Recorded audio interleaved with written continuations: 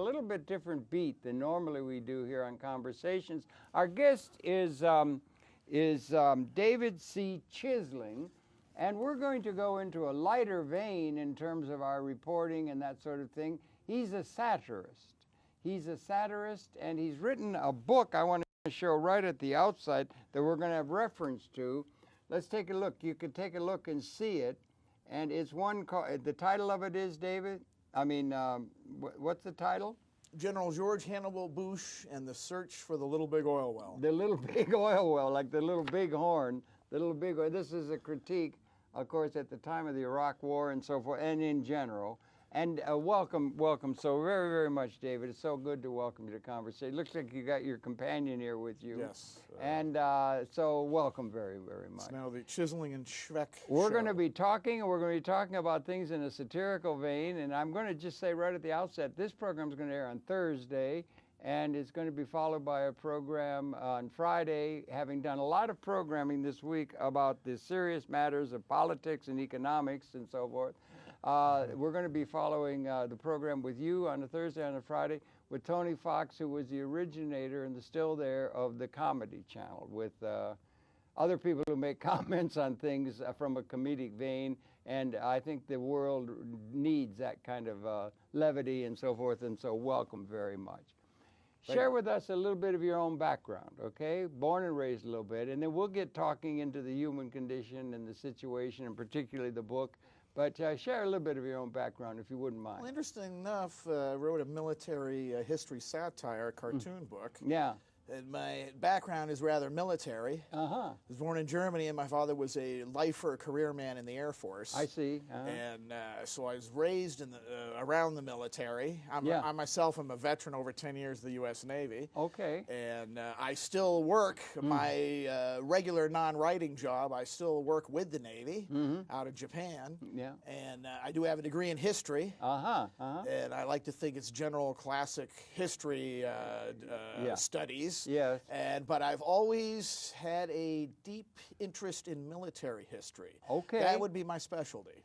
Military history. And when did you pick up on the satire thing? Has that been part of your personality actually, all your 26 life? years ago. 26 years ago. This is where the puppet comes in. Okay, in let's see if we can get a shot out. If you can bring the camera out, you can show who's sitting on his lap. I don't know if you can get the camera to stream out. You can see sitting on his lap, what do you call him? This is a good soldier Schweck. It's from a famous European classic book written by a Czechoslovakian writer named Hašek, which is a cartoon literary satire of World War I. It's a great book. I highly recommend it. There they go. They got Schweck now. They got Chef Schweck in. It's not well known in the United States, but it's a big classic in Europe. Pokes fun at war and the military and politics. And you tend to do that yourself, right? That's what I've carried on. Yes. This is my inspiration. Have you been doing that for quite a while before, you know, George Hannibal Bush and all that? Or? No, actually, I've written a 4-book novel social satire of university life. Okay, good. The literary version of Animal House. Oh, right. It is now collecting dust on the shelf. I know it's very good. It's publishable. But I decided to forgo it for now and pursue the political, because of 9/11 and the political and military ramifications of 9/11, I decided to pursue the military political now. And the social satire is sitting on the shelf. But I guarantee you I have the literary version of the movie Animal House, 4-book novel sitting on my shelf. Well, we look forward to that. That ought to become, the world deserves that should be brought out soon, I would think. You know, not let it sit dusting on the shelf I would forever. like to succeed with the political military satire. I think it's more important. Yeah, and I think it's bigger and more important than the social satire. Okay, and you've been thinking that way satirically, even though you were in the military, you were thinking of it satirically for a long time. Yes, 26 years. I had to do military. I'm older. Of course, I had to be drafted into the Army, and I don't think, if I couldn't have laughed at what was going on, in fact, if I couldn't laugh at the world, in a certain sense, the absurdity of the world, I think I would roll up and like a beetle and just roll right down the street, you know, because it's really important to have levity and to make fun of this kind of thing. Like Mark Twain was a great satirist, that kind of thing. It's really serious critique that can be done that way, right? If I could just briefly mention Schweck. Schweck, by all means. 26 years ago, I was had a history class with a Professor Batalden from Arizona State University, who taught East European and Russian studies. Yes. He required this book. Okay, let me hold it up. As reading. This is a classic. Can I take it out? Can I take it out of the... Absolutely. It's a classic of European literature. Here it is, ladies and gentlemen. Here is a book. You can come into it when you get a chance. Go ahead, talk to us. Yes, it has a character by the name of the main character is Schweck. Okay. He is a imbecile fool, a private of the Austrian army as a Czech, fighting the Russians, and he's a complete fool and makes a complete fool of everybody and everything around him during the World War I, the Great War. It's an excellent book. It inspired me. I had to read it for class, and ever since then, I wanted to do something similar. That was I needed, at the time, I was lost. I needed a goal, purpose, destiny in life. This sort of found it for me, and I finally did it after 26 years. And it says after this, his name is celebrated Czech novelist born and was known as a cheerful youth fond of practical jokes. He's the author of this back in 1883 he was born, so this goes way back. So let's see if we can show a close-up of Schweck. This is the inspiration. This is the book that was the inspiration for your puppet, and you call him Schweck. Can you make him dance or do something, or how does it go? He sort of marches. He marches, actually. So he marches. He's a marcher. Yeah. There you go. He marches. And this book was an inspiration for your view of things. Absolutely. This book had the biggest influence on me for the last 26 years, while I wrote this My Cartoon political military fantasy satire. And Schweck is an imbecile fool who has many silly adventures, sort of like a Three Stooges character. Oh, wonderful. But you always ask the question, Hasek wrote it, where you ask yourself, is he really a fool, or is he just playing a fool to make everybody in the military look like a fool around him? Is he playing the fool, or is he really a fool? The question is never answered. Oh, they didn't It's a trick of the author to make the book much more interesting. Leave that up to the observer, right? That kind of thing. Well, they do that. They do that kind of thing in the film and that kind of stuff. There's that kind of... The clever fool. Yeah. Schweck is a clever fool. And you use him in your that kind of thing. Now, here's the book. And let's see, I got a couple of little things that are coming. Do you mind if I show this? This is something from the book, or is this? That was just actually, that's just a sales gimmick. I do it for personal reasons. It's not official because I'm using an actual copy from a book. And what you're showing is Mr. Napoleon marching off to Moscow, I presume. It's from a very good book I read over a year ago, in the summer of 2010, a book about great military disasters. And I decided to change the second page, which is the back cover. The first page is Napoleon writing. If you go to the second page of it. No, this is still it. Find the second page. No, I'll try. That's it. That's the second page. Okay, second page. Wait a minute, I'll get it, ladies and gentlemen. The second page is the back cover. It lists the great military battles of disaster.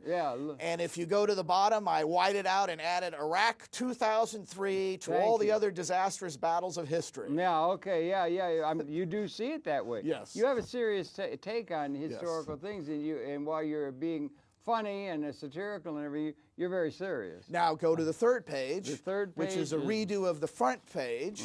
Wait a minute. And wait a minute. See our great give me war a second hero. here. And you will see our history. If you see on the right on the white horse of Napoleon, our new war hero of the United States, of the great disasters of military history, the great G.W. Bush himself. George W. He's Bush. replaced Napoleon on the white horse, leading his disastrous march out of Russia. Do you think it was terrible? Do you ever see the TAFE thing where they show the people leaving Moscow, leaving Paris, going out and coming back? It was just a trickle that came back from that march. Only 20,000. Only 20,000 out of how many? 250,000 French soldiers, only 20,000 And it was the winter that did them in, right? Prisoner of war, starvation, battlefield, logistics. Napoleon lost almost 250,000 men. Isn't that something? And his best men. And a lot of the things, they'll try to cover it up and so forth for military disaster, but a lot of the things that are going on, and also the lingering things that go on from disastrous policy decisions, is something that's well worth taking a shot at, right? Oh, history repeats itself. I'm a firm believer history is a circle, and it's a cycle, and it simply repeats itself. You have different names and people, but the events and the actions, the decisions repeat themselves. Because the great Spanish philosopher, it starts with an S, I forget his exact name. Yeah, he said, those who do not study history are doomed to repeat the fate, something like that. Yeah, right. I absolutely believe that. Unfortunately, it's part of my political science view of the world. We have political leadership that is more oriented to the publicity and the lawyer talk than to the knowledge talk. I think most of our politicians are totally deficient in military history and political science and general history in general.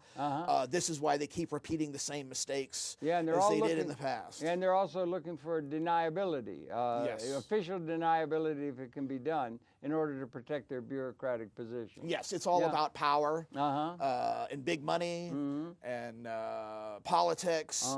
And unfortunately, the average politician is not a historian, is not an academician, doesn't know classic history They're or practically arts. all lawyers. It's a deficiency.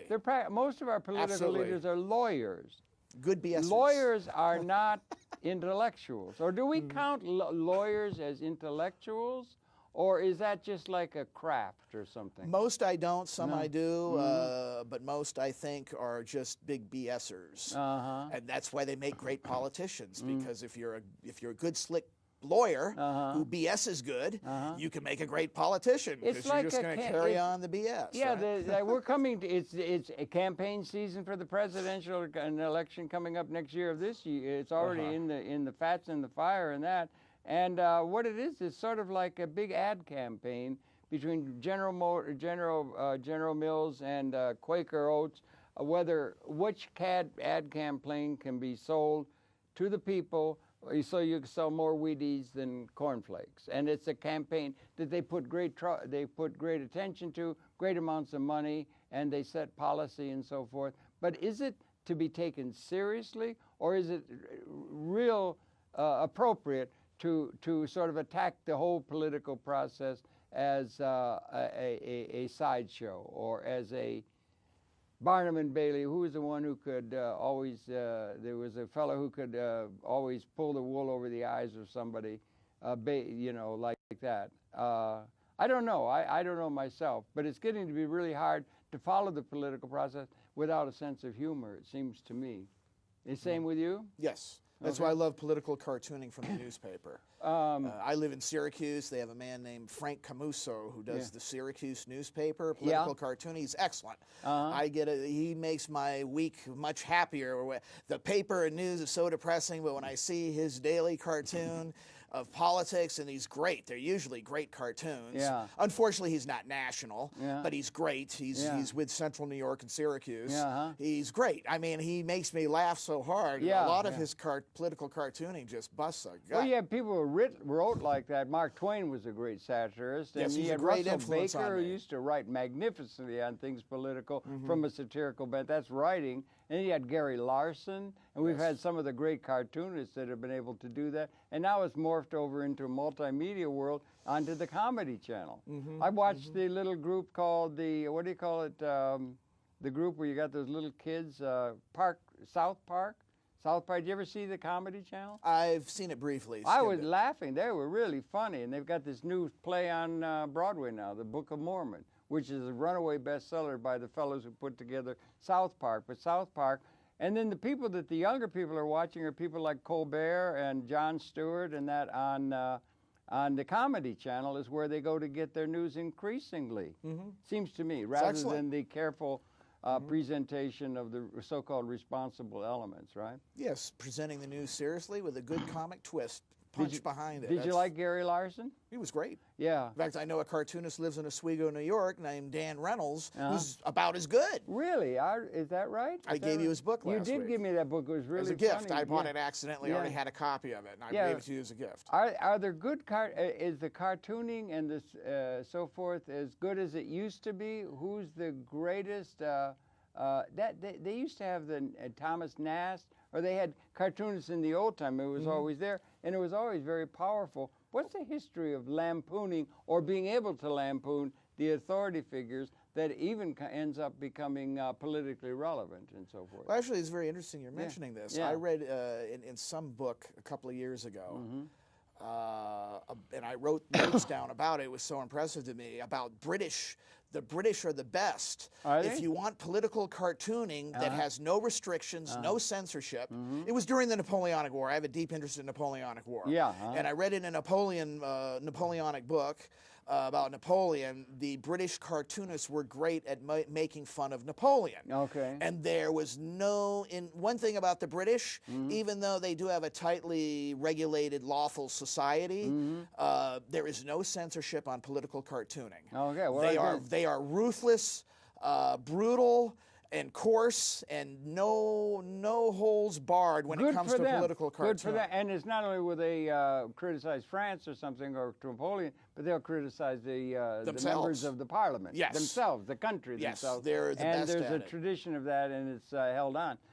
What about here? You think it's more censorship here? More censorship. There's a little more political correctness. Yes, than in Britain. Yes, really, they're more ruthless in Britain. They did have the Python crew that were very funny. Yes, big they were influence really on me. good. I think they were. I dedicated my book to Monty Python. Did you really? Yes, good there's a for dedication you. in there. I think that was good. They were really. They're the right best on comedians in my lifetime. They're the best stage, television, and movie comedians I've ever seen. Really? For wit, off-the-wall creativity, off-the-wall clever humor. I've never seen anything as good as Monty Python. Well, yeah, they were good, and they were good writing. Good writing, silly walk. Do you know they were going to destroy... Life of Brian, little trivia here.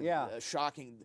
BBC was going to destroy all their television films. Why? Of their show. How could from they do 40 years ago. Why? Lack of interest. Oh, what are you What kidding? saved it was PBS. PBS picked up the TV films, brought them over to the United States, started showing them on PBS, got a big fan following, and saved the original television films of Monty Python were saved by PBS because BBC was going to destroy them. Why would the BBC... Lack of interest. Lack of interest?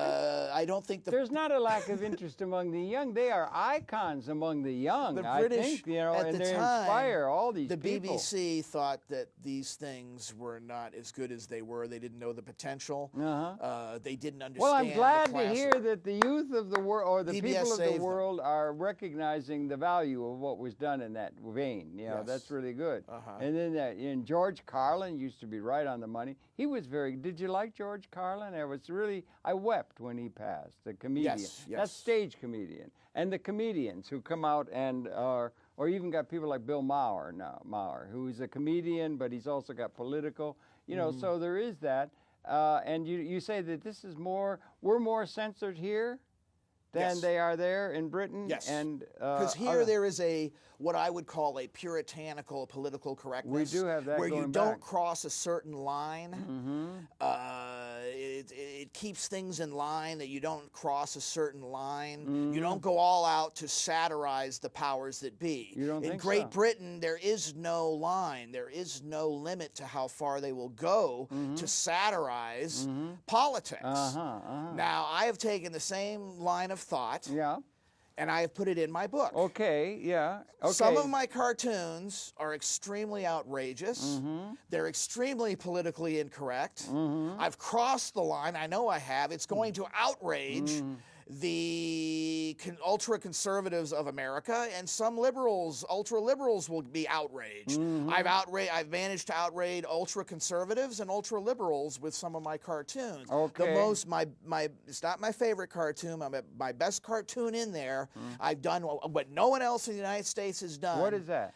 I have done a cartoon satirizing 9/11. No, really? Yes. Yeah? Where would it be? Should we show that? I can find it very quickly. Do you know what page it's on? You don't have to. You tell me. Do you know where it would be? I don't remember the page. Well, let me find it. Well, let me show the cover now, okay? And then we'll there's get the to cover. It. Okay, and it's called Abnormal Edition, right? Yes. And you designed all these things? You do the cartoons as well as the... I can't draw, but everything is my creation. I create it in my mind, and the illustrators draw it for me. Oh, I see. You create the thing in your mind. Is there one illustrator that you work with? That makes Actually, I have two right now. Two. That's pretty much an art form in itself, being able to do that, too. Yes. But you do the content. And but so I can forth. explain that front drawing if you want. I think Okay, that's go ahead, important. talk to it. Go ahead, I'll hold it up I'm for the doing a camera. series satirizing the invasion of the War on Terror. It's a series of the War on Terror. The first book is the invasion of Iraq. And here we have the Iraq, and we have now this book is a fantasy, relative fantasy. It takes place 100 years in the future. The dates are 100 years in the future, and it involves a General George Hannibal Bush and his invasion of Iraq, leading his tank regiment into the invasion of Iraq to conquer Iraq for its oil. And the culmination of the invasion, it's right on the cover, is the Battle of the Little Big Oil Well. And General George Bush in his Custer uniform, I have him there in his cavalry blue, takes on the Iraq Republican Guard at the great famous Battle of Little Big Oil Well to secure the Iraq oil for the United States government. You got the Little Big Horn, and you got all kinds of It's a parallel things. to Custer and the Little Big Horn. Yeah, Custer. There is a parallel. Another inspiration for me is General George Armstrong Custer and the Battle of Little Big Horn. I decided to parallel that. So hence we now have George Hannibal Bush and the Battle of the Little Big Oil Well. That's him, and he leads his tanks into battle on his cavalry uniform from the 19th century. He also leads his tanks in other places on his elephant, dressed, his middle name is Hannibal. He rides as Hannibal Bush, riding his elephant into battle, leading his tanks, because that is what the real Hannibal did in the Punic Wars against Rome. But this is his Republican elephant. He is riding his great Hannibal Bush rides his Republican elephant into battle against the, ironically, and I do make fun of this in the book, the Republican Guard of all things. The Republican Bush is fighting his fellow Republicans in the Republican Guard. Now, folks, tell me if that ever made any sense. I don't know why any comedians on stage never played that big during 2003 in the invasion of Iraq. I noticed no stage comedians played that.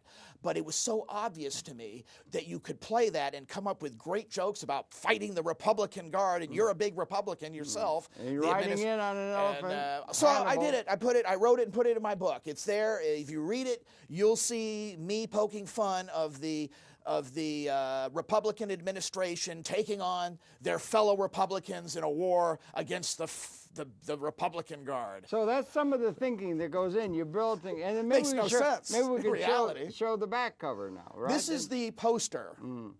This is the battle poster for the War on Terror. This is at a later date when after General Bush's great victory. Now, mind you, this is 2103. Everything is 100 years in the future. This is the invasion of Iraq in 2103. After he wins the Battle of Little Big Oil Well in Iraq, he is promoted by the Vice President to Field Marshal von Bush, supreme commander of all U.S. forces in the War on Terror and in Iraq. And Bush subsequently changes his name to Von Bush because everybody knows that if you someday want to be president of the United States, you must elevate your social position. So in the book, Bush very cleverly becomes a Von Bush. So it's Field Marshal. He is promoted in the American military to Field Marshal Von Bush because in my American army, we don't have generals anymore. We are so much like the Prussians now. We are the Prussians of the 21st century. We now have the field marshals running our military, Field Marshal von Bush. Put it on. You want to put it on? You don't want to wear the field marshal hat? Yes, do it. I mean, you might as well. There you go. Now, at the bottom of this is a recruiting poster. It's Field Marshal von Bush wearing a German field marshal uniform, but he's politically correct because he has a American flag on his left shoulder. He also has the Medal of Oil for his great victory at Little Big Oil Well. The Vice President has bestowed the Medal of Oil on his left breast. You can see the little gold oil can on his breast. That's the Medal of Oil. And these ideas for these things are, you come up with the ideas and you have other people do the drawing. Yes. You haven't tried your hand at doing the drawing. I can't draw. You can't draw. Okay, well, you now, can on the bottom of the poster, it says, it's a takeoff on the old Uncle Sam posters from the World Wars. It says, wants you for the conquest and occupation of Iraq, 2103 to 21 ? Property of U.S. Army. I use question marks because, frankly, I think the war on terror is going to go on for 100 years. It's going to go on for. I think it's a 100-year war, like the 100 Years' War between France and England back in the 15th and 14th centuries. This is a 100 Years' war. So I put question marks. You look like something with that thing. That's really something. Now, the reason I brought this was to show the similarity. I believe my political perspective. That's Prussian, all right. The war on terror. I have some views about the war on terror and 9/11. One of my views is that our military reminds me of the Prussian army of the late 19th century, early 20th century. Really? Okay. We have become so aggressive, and our shock and awe is so devastating and overwhelming, and it's really not shock and awe, folks. They copied the German blitzkrieg. When they told you they shock and awed into Iraq, they made it up. The reality is they were blitzkrieging, and they learned it all from the Germans. The Germans taught them how to do this in World War II. They learned everything from the Germans, how to fight, how to blitzkrieg. So it's really a blitzkrieg. The invasion of Iraq in 2003, being a student of military history, I saw a strong parallel. I make it clear in the book. I saw a strong parallel and similarity to the invasion of Poland in 1939. The Wehrmacht's German army's invasion of Poland, blitzkrieg of Poland, was very similar to the blitzkrieg of Iraq in 2003. The similarities are that both countries were about the same size. Both countries had outdated, outmoded armies that could not fight a proper war against a modern army. And both, now this is a fact, both blitzkriegs lasted exactly 3.5 weeks. It took the German army in 1939 3.5 weeks to blitzkrieg Poland and take it. It took the American army 3.5 weeks to take Baghdad and blitzkrieg Iraq in 2003. The similarities between the two, it's like, to me, a repeat of history. The invasion, occupation, conquest of Iraq in 2003, to me, is a parallel to the German invasion, conquest of Poland in 1939. Do you think they made a conquest that's going to last in history and everything's going to be okay now that we've overthrown that awful guy and we ran and we were successful? Or do you think there's going to be repercussions that are going to resonate even in Iraq, if not in Afghanistan, and other parts of the world where they're dropping drones? Have you been able to do anything about the fact that they're putting drones and these predator things all over the place yet? Or have you been able to get to that as a thing to... I haven't got to that yet. It's like dystopic. It's like some dystopic science fiction thing where they got these drones. You don't even have any enemy. They don't even have anybody flying them. They're just going around being able to kill people all over the place and everything. There's a lot of meat. There's a lot of things you can draw upon from a satirical point of view. I wonder if I could give this to you. Maybe you could show us some of the books, the drawings and the things that are in there. This is my You're very familiar favorite. with it. No, this is my best cartoon, but it's not my favorite. Give me a second. So we go.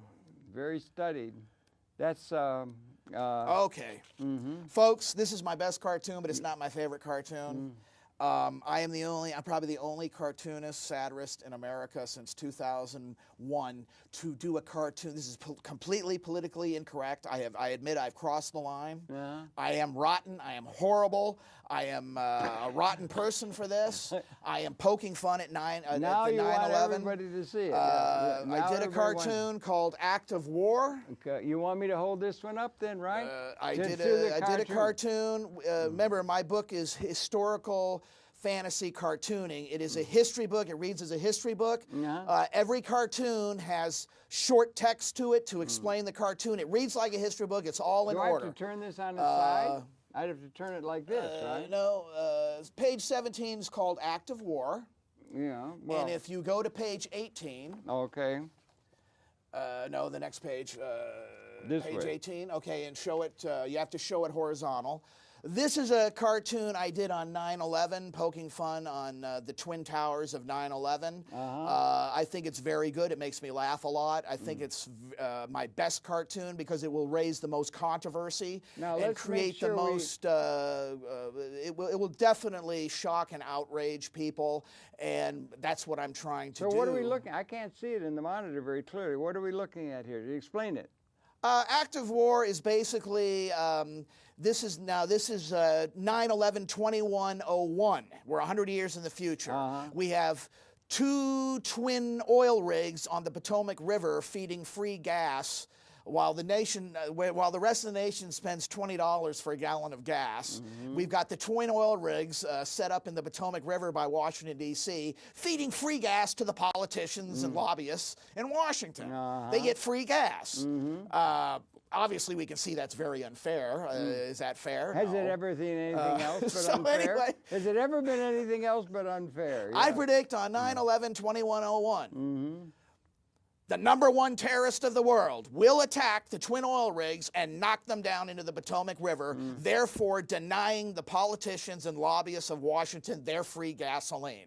This will trigger what I call the Great War of Horror of the 22nd century. We will have a great war of horror in the world. Boy, you sound like Nostradamus. You sound like Nostradamus yes. coming. One of my favorites there, Nostradamus. Another one of your favorites, along with the Python. Remember the date, folks. 9/11/2101 will be the day of doom. When the twin oil rigs come down in the Potomac River, it will initiate the Great War of Horror. When you take away the worst war the world has ever seen. When you take away their free oil and gas. The free oil is taken away from the vice president and his administration and the politicians. Watch out. That's going to unleash. That's it. That's going to unleash it's the dogs of war. And it's the invasion of Iraq, 2103, led by General George Hannibal Bush from the Bush family.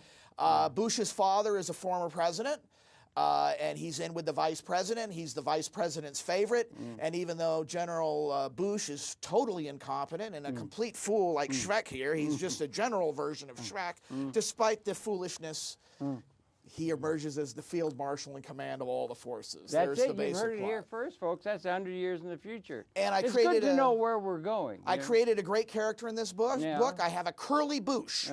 It is Curly the half-brother, half-Democrat. Sort of Waller He is the foolish, curly, Three Stooge character, half-brother. He's part Democrat.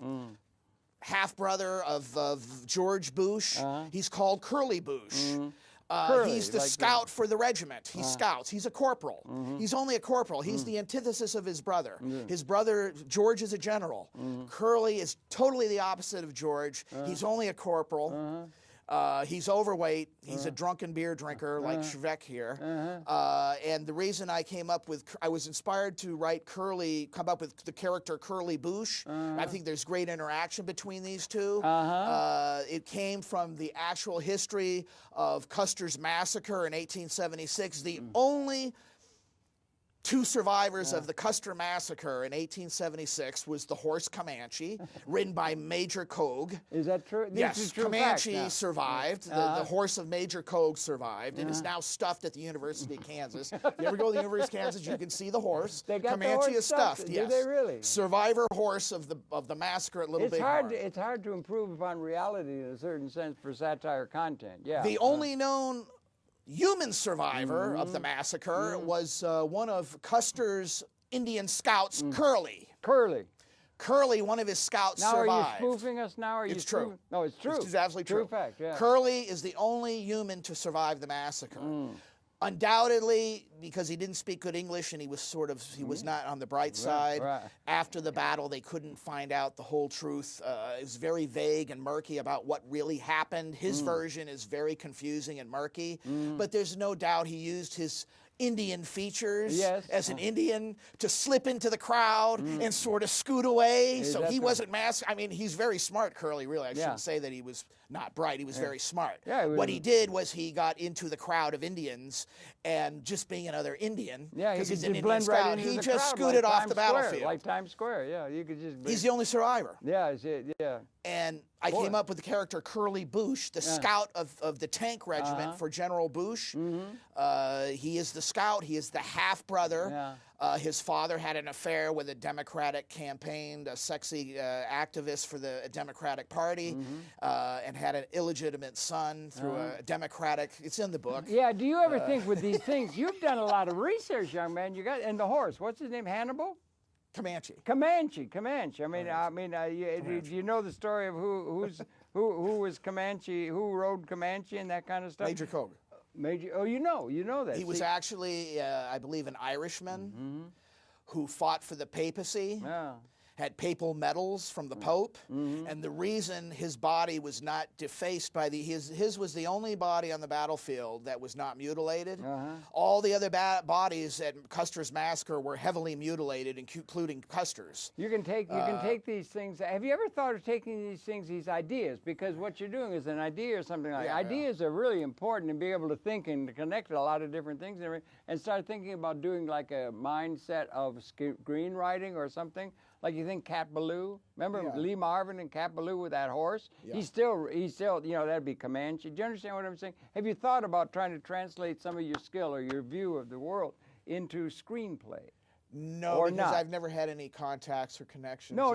But well, have you thought about it now that I? No, I'd rather be. I'd rather be a classic writer. A classic My ambition writer. is to be a classic writer. Okay. And I wrote this as a relative fantasy of the future to be read in the future. It has a universal theme. War is silly. I wrote this as a relative fantasy of the future to be read in the future. This is a book beyond the war on terror. It's beyond the invasion of Iraq. This is a book that satirizes war. War is silly. Yeah. You could read or study or be in any war, and then read my book and say, geez, he's writing about every war. They're all the same, folks. I mean, every war is basically the same. They fight them for the same reasons. They do the same things in the war, and they have the same results. One war is the same as another war. They're really all the same. They're very similar. War is silly, and you could apply my book to any war. Did you ever see the Love and Death, the Woody Allen movie? I've where he seen it. says, we can see war the way the generals see it. You had to think of all the sheep going, and they're standing up on the hill watching all the sheep. And it's the same kind of thing. You got the generals up on the hill and the guys being slaughtered. Yes. Over something that is not understood by anybody or anything, and is, you know, that kind of thing. It is silly. Do you think it's? Do you think we're going to come to the end of war and study war no more, or what are your thoughts? There'll always be years war. from now, do you think there'll always be? It's built into human nature because we're such idiots. My view on history now, being older and wiser and studying history all my life. You're not old and wise yet. You got a long way to go. Middle age. Well, older, it must be nice. Older, middle age. Okay, yeah. I've been studying history all my life. Yeah, and I have come to the conclusion. Okay, wait a minute. I've been studying history. Say it. I've been studying all my life, and I've come to the conclusion. Yeah, right. That the climax of history, and you see it now, and you see it in the past, the world wars, colonialism, the whole bloody mess. Yeah. I do believe that the climax and what drives history is the rise, decline, competition, and clash between empires. Study history. Where do the big wars come from? Where do the big battles come from? It's still going on. It was going on big time as late as World War II. Clash of empires, I call it. The clash of the empires. And folks, trust me, it hasn't stopped. We just had one in the Cold War with the American Empire against the Russian Empire. That sort of died down, folks. But I tell you what, we got a big one coming this century. In the mid-late this century, there will be a big clash between the American Empire and their emerging Chinese Empire. Yes, you see. I won't be alive then. Yeah. Probably most of you out there won't be alive, but I guarantee you there was going to be a big clash between the United States Empire, the global corporate American Empire, versus the emerging, soon-to-be #1 Chinese Empire. Because right now we're #1; they're a close second. But I guarantee you they will pass us. Yeah, but Mr. Huntington writes about the clash of empires and the clash of civilizations between the West and our system. I think they tie in civilization. But he talks about it with the Islamic world. That's 1.5%. Oh, that's about a quarter of the world population are Islamic. Why not a war with Islam? A lot of people buy into that. That I agree with. That's a clash of civilization. Yeah, but that's a clash of civilization. Fueled by religion. Ironically, in this day and age, it's amazing to me. In the 21st century, we can still have a repeat. I told you, history repeats itself. It's a circle. Yeah. This is a point I totally forgot about because I have notes that I studied for this show. I'm doing well because I had 3 pages of notes, and you're asking me questions that are coming right on these notes. Are they really? See, great minds. Great minds. I was called university educated. Yeah, university right. educated. The religious issue. One take I totally forgot about. The war on terror and the invasion of Iraq and Afghanistan. Isn't it awful?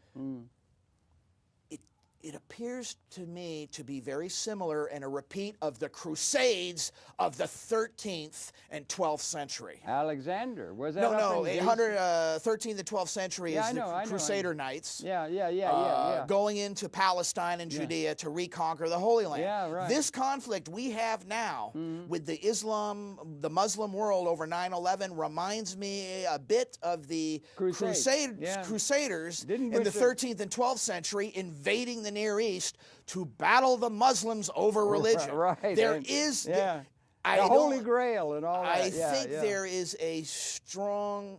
I think there is a similarity, a repeat of history here.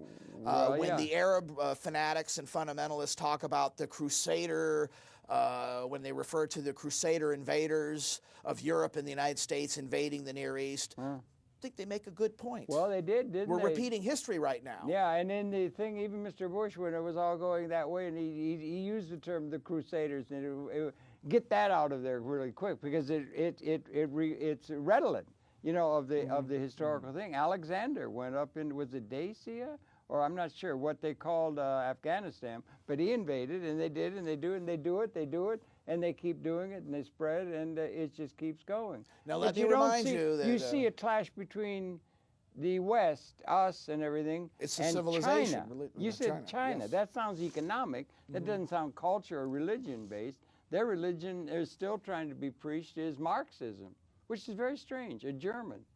Is the one that they repair to in order to get a sense of what they're about in their raison d'etre. The Chinese, it's odd in a way. Do you understand? Or yes. Maybe it's not fair for me to ask. Why China? Because of the economic. Well, I think it's a clash of empires. China is the new emerging empire of the world. You think so? Yeah. Absolutely. But they're number still 2 on now. Our page. But why would we have a clash with them? Because we don't have a clash. They've signed on to our view of the world in a sense. So we're, think it's the battle to be number 1. It's ego. It's just the ego. I don't think it's the like United States. I'll tell you what. I see it now. It's funny you're saying this. Yeah. I'm going to bring it all out. Bring it all out. Take it all out. Don't hold it in. Look. Yeah. I don't think Americans can handle being number 2.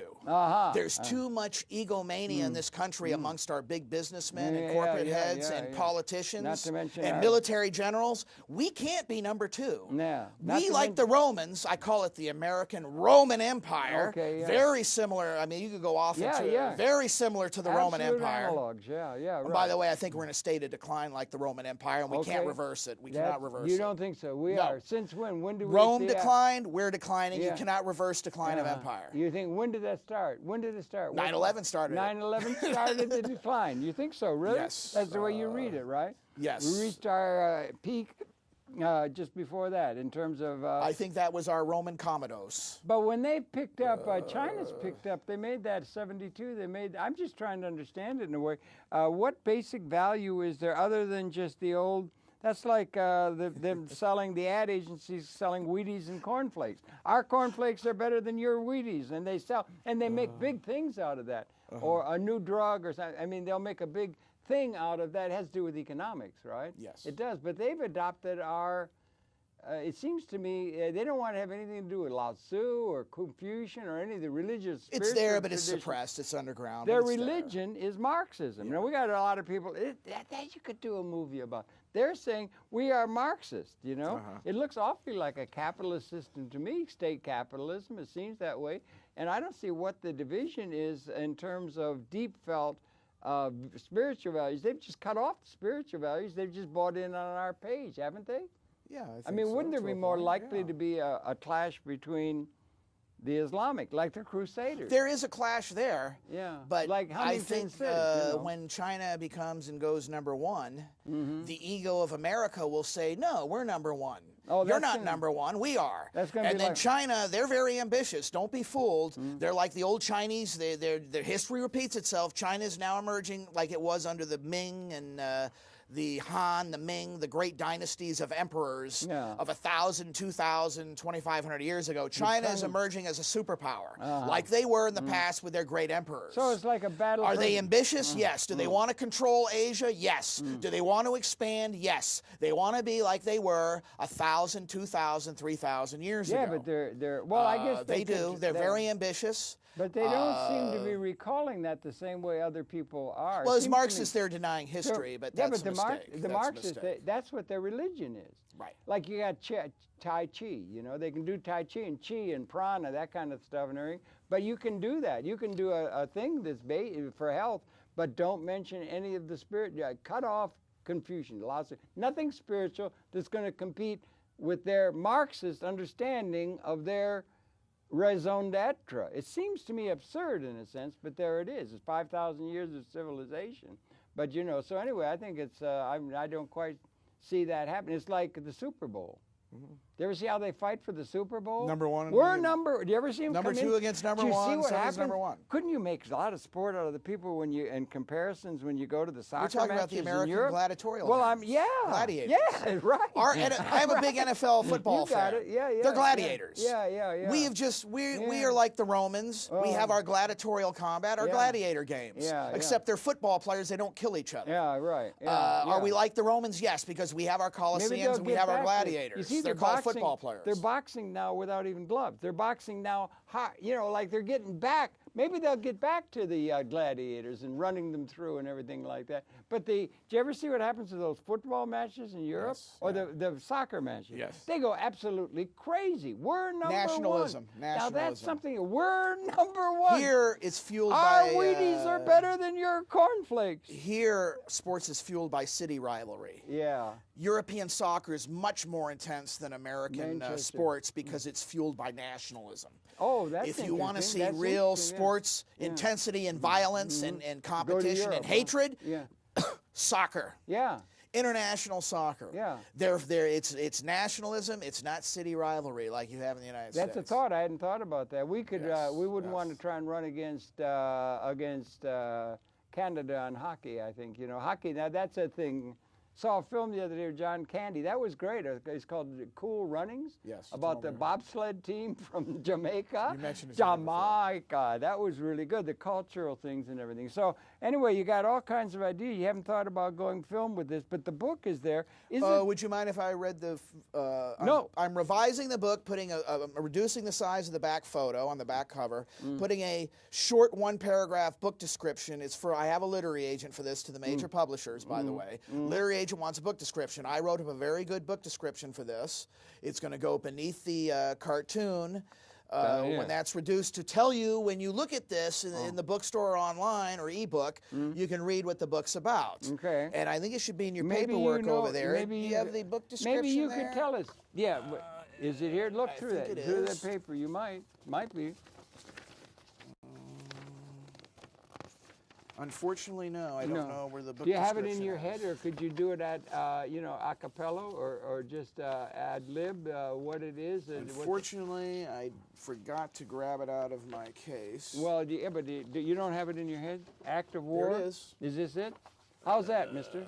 Is that what you need? Anything else in there? No, there's a couple pictures and stuff. Yeah. Unfortunately, it's not here. Okay. But I could go from the press release. I do have a press release. Okay, good. In his new political and military historical fantasy satire of the U.S. invasion of Iraq in 2003, General George Hannibal Bush and the search for the Little Big Oil Well, emerging author David L. Chisling follows George Hannibal Bush, a wealthy, privileged son of an American president who later becomes the controversial president himself and who wages a silly war in the 22nd century, a comical parallel to the early 21st century United States.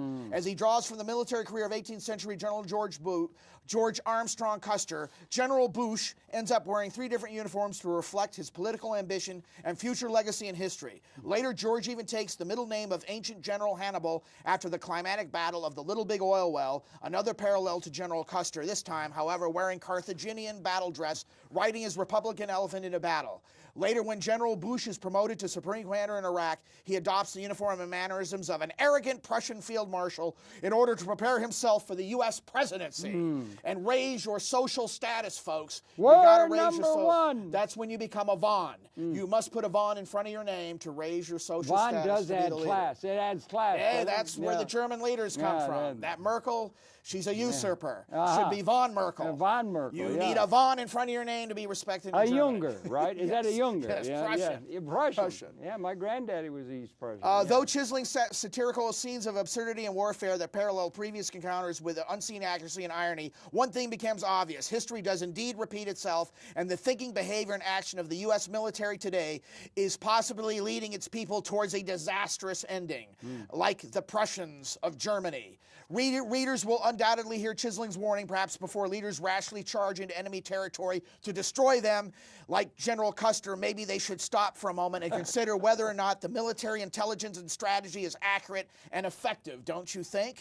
Filled with almost 60 cartoon illustrations and photos that map out a Hollywood Nickelodeon production, as well as the serious nature of a not-so-serious war in the future, mirroring our current state of misguided bravery, Chisling's masterful and unique satire, General George Hannibal Bush, and the search for the little big oil well reveals how silly our endless wars truly are, how corrupt our politicians have become, how clueless our government really is, not to mention how greedy and influential big business has actually become, encompassing the entire war on terror. All right, couldn't be better. Maybe better than my book description on the back. That's really good. The book description's better because I can read it much faster. Yeah, that's a little too long for an interview. Yeah, but the book description is a shortened version of that. Yeah, right. Very effective to tell you what the book is about. Yeah, you said Nickelodeon. I heard you say Nickelodeon. Oh, this is a film. Can I show you? No, you said about Nickelodeon. You mentioned. Now this is like a Nickelodeon. It is I a was Nickelodeon. talking about film. Maybe you can make it into a Nickelodeon. It is show. a Nickelodeon. You know, like a thing on there where the comes up and then you got the words. He gets very excited. You can put it into the multimedia world. Schweck acts up a lot on me. He's acting up now. Yeah, all right, yeah. Okay, wait a minute. Get your Schweck in order. Get your Schweck in. There Well, you he's go. really messed up now. Come on, Schweck, straighten up.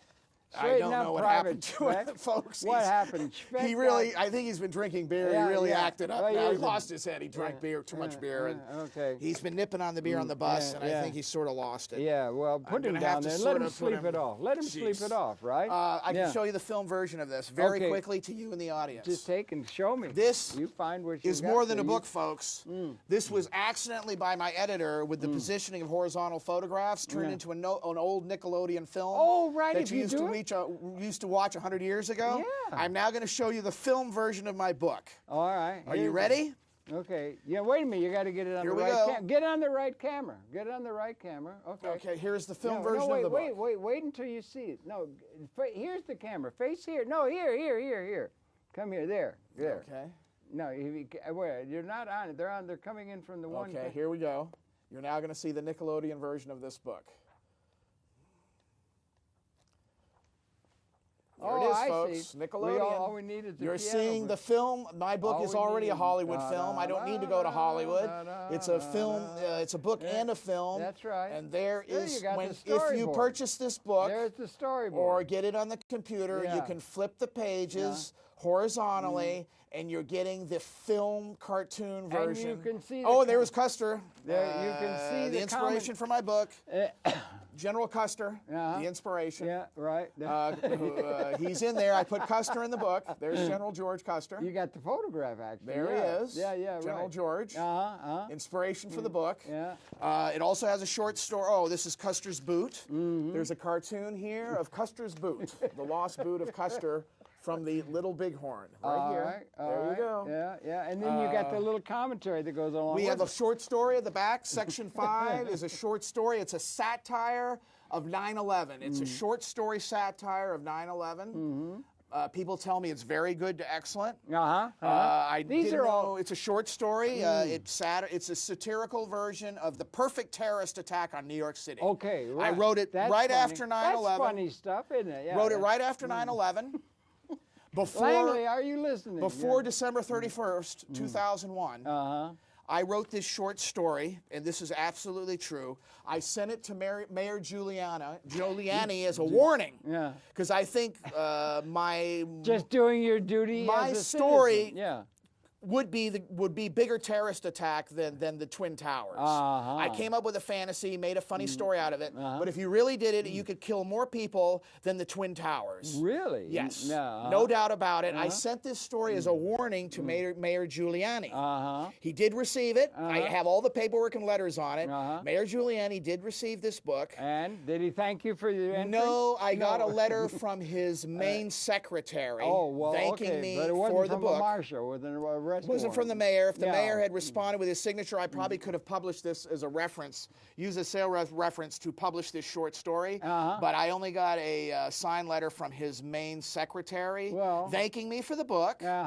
But what is ironic about this story, folks, I don't know if I can't prove there's a connection. However, soon after I sent this story to Mayor Giuliani's office in, I believe, early December 2001, not long after, and I cut it out and laminated it, the Syracuse newspaper ran an article out of New York City where security had been tightly increased and beefed up for Times Square New Year's Eve. Wow, okay. So my story may have had an influence, possibly, to warn Mayor Giuliani to beef up security at Times Square for December 31st, 2001. It is possible. My story had an influence. Well, that may be. And I have all the paperwork to prove it. You might be doing that. Well, what I was talking, you were talking about being a kinescope or a Nickelodeon thing is the beginning of multimedia. You could have a multimedia presentation. You haven't written. You don't see each of these as being like ideas for filmmaking thing. You know, you could have a thing where you could have that, you know what I'm saying? You could turn it into multimedia, right? Python, something like that. These are all little ideas for skits and that kind of thing. And that kind of take on things is really more effective maybe than all of the serious kind of things that we can do with all the absurdities that are legion in the world, and that the things are coming to an end. The way things have been are coming to the end. The angst is so thick all over the world, you can't do anything with it. The best way to deal with it, perhaps, in terms of both positively effect and that, is through satire. I believe in what Mark Twain said. Mark Twain was a genius. He wrote it at the end of his life. Humor is the best weapon. I think, yeah. There is no better weapon against evil or bad or the mundane or the depressing or the people that are oppressing you. The best weapon is humor. The weapon of humor is the best. Not to mention overwrought pomposity and the other kinds of absurdities that pass for leadership and vision in this kind of media world we live in now. There's so much. The trouble is there's too much that you can, if the word is poke fun at, like Ambrose Bierce or somebody like that who is able, there's so many things. It's funny that you can mention him. I read a book of his recently. He's great. He's really good. Good horror stories. Yeah, right. Especially the Civil War. Yeah. Greatest writer come out of the Civil War. Yeah, I know. But he's really also bright. He's really bright. He had a lot of truths and everything. Mencken. Mencken said there's no one ever went broke underestimating the intelligence of the American people. Groucho Marx, I mean, the comedians and that sort of thing. And now the Comedy Channel. And that's where youth is going. I think you've got a great future in terms of being able to link into, one of my favorite jokes is? What's your favorite joke? What is the most dangerous sound in a totalitarian state? I'll be damned if I know. Freedom? Laughter. Laughter. Absolutely. Very good. Yes, absolutely. You know, that resonates, doesn't it? Yeah. Absolutely. Yeah. Which is why during the Bush administration and the War on Terror, I always thought that after 9/11 and the War on Terror and the paranoia and the fear and the crusade against Islam, invade like Alexander the Great, invade Asia, invade Afghanistan, invade Iraq, just doing what Alexander the Great did. This great crusade of civilization. The whole thing just was so.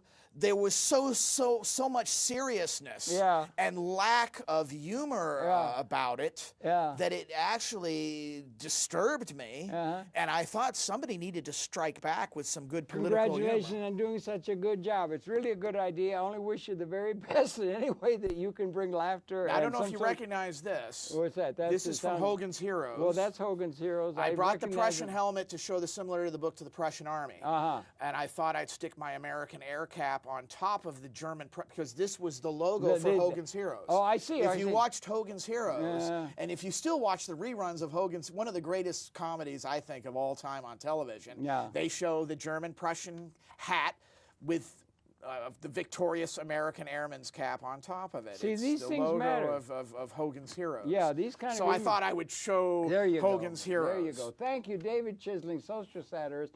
Thank you very much for coming we're in. done All now. the very best. I think so. We'll say goodbye and thank you for viewing. And tomorrow, if you view into Conversations, we're going to be talking about the Comedy Channel and when it was getting started, because I think that's the way a lot of the youth and some of the enlightened people are really beginning to see the world as the best way. As you say, the greatest threat to a totalitarian is laughter, and we need that. And thank you for that. Well, I thank you for bringing me on. And, My pleasure. Just if I have a literary agent, if this becomes more successful, I hope in the future you bring me back on. All right. Because there's more comedy I can do here. I have masks. I have political masks of the people involved in my book. Yeah. The villain, one villain, and all the administration. Well, I got the masks. Yes. And I want to wear them next time. Next time, I'd like to put the mask on. All right, good. That's good. Thanks. No time now, though. That's good, but believe me, I just hope you'll answer our call when next time we come. Is there time enough to do one thing? Big star, you know. Do I have time for one thing? Well, you got to go quick. We'll put it on YouTube, but we haven't got time for much of anything more than that. I just want to say goodbye to you all. One of my favorite American leaders. This will not go on the air, but this will go on YouTube. Oh, okay, good. Hurry up. Oh, okay, hurry up. Hurry up. Hurry up. We're running out of time. There you go. Remember, come down. Get into the picture. Success. Yeah. Good. Okay. Good.